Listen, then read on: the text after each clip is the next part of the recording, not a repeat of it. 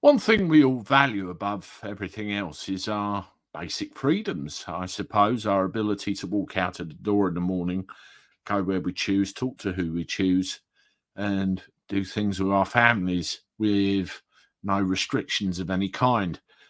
Nearly 4 years ago, that was all cruelly taken away from us, as we all know, and we had to endure a couple of years of sheer hell, which, in my opinion, isn't over by a long shot.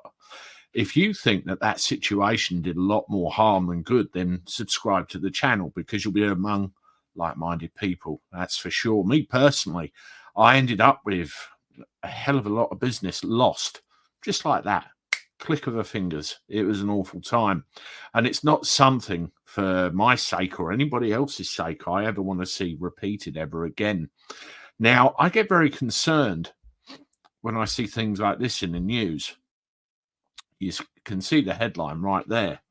The return backed by young people for a tragic reason. Now, I'm not going to go too far into that headline. It's the sheer presence of that headline itself, which really gives me cause for pause, because over the last couple of weeks, I've seen things of that nature, of that relation, trying to drip feed as a certain school of thought. It's this whole thing again about the media trying to influence our thinking rather than tell us what's going on in everyday life. And I, for one, don't like it. I, for one, am sick of it.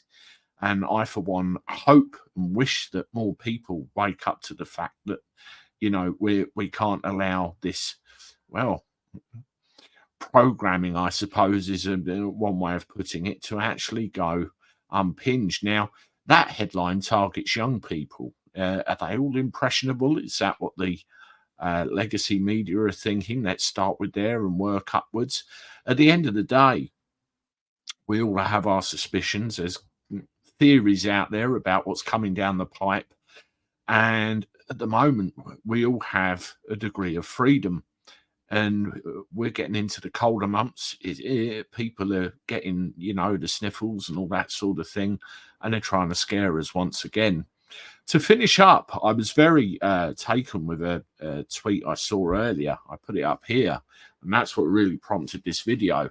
The most revealing few seconds of the inquiry, Sunak indicates that some experts argued that the cost was greater than the benefit. And as soon as he come out with that, now this was taken off Twitter, and you can see a line, there's about 30 seconds worth of video.